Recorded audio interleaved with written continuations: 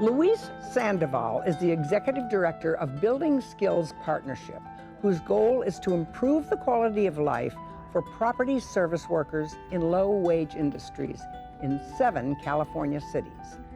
For Luis, the work is personal. He grew up in Mexicali, Mexico, and Salinas, California. His immigrant family worked in cleaning services, construction, and agriculture. He's experienced firsthand the barriers that often prevent immigrants, like him, from accessing career and educational opportunities in this country. I always remember my dad telling me that every job, there's dignity behind every job. It doesn't matter what it is.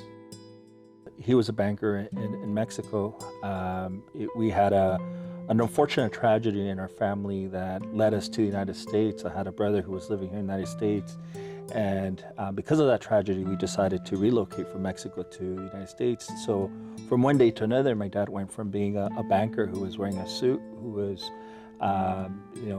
wearing a tie in an office, to the next day he was working in agriculture, working with his hands and working out in the fields. And I think for me, seeing that experience and seeing him struggle, but also, getting up every day and getting up to work was an extremely valuable lesson of hard work, dedication, but also of making sure that every job we respect it for the hard work and for the individuals that are in those professions. I've done a lot. I was a janitor 4 years, and I think this profession, you're often unseen. The average janitor comes into work about 6 p.m. in the evening, gets out about 3, in the morning. Somebody cleaned that toilet, somebody, picked up the garbage, somebody vacuumed, and it's a real person. I've worked in a squid factory. Out of some of those jobs, I would say probably the fish factory, which is probably the worst.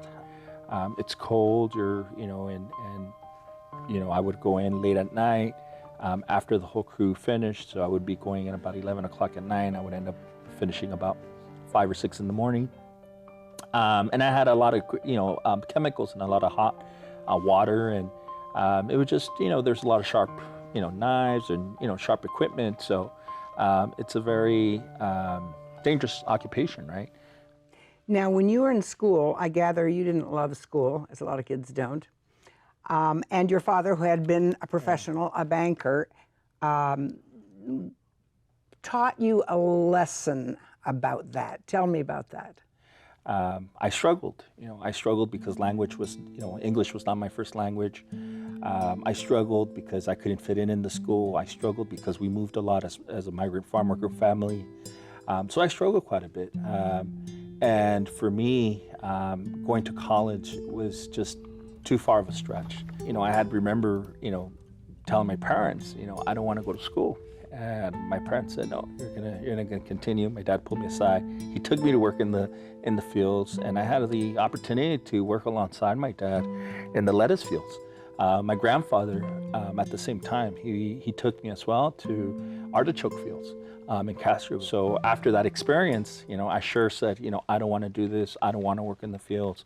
I plugged into, high school, finished high school, graduated, high school, and then went off to college.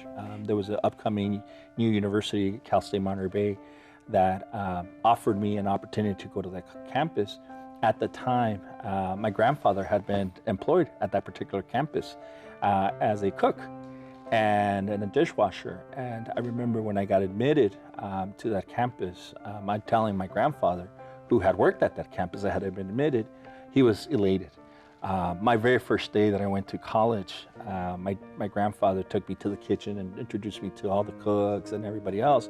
And he was extremely proud that, his grandson, who perhaps was a stretch, right, in our family's imagination, could be at that campus as a student. And for me, it was really rewarding to see that. And I was extremely close to my grandfather. I think, he again, my parents and my grandfather and my grandma were humble, low economic means, but my grandfather always cheered me. He would call me and say, I'm behind you. What do you need? You know, do you need money for books? Do you need, let me know how I can support you. Yeah, I mean, I think today with the work that I do is so deeply connected to my personal experience, understanding the plight of workers, understanding, um, the challenges, but yet also the dreams that workers have and the aspirations. And like I said, we do workforce development.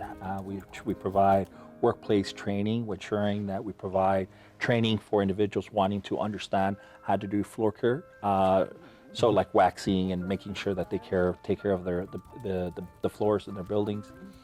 We also provide other programs that you may see with other nonprofits, such as citizenship, English classes, digital literacy classes. We do parent education classes, college access programming.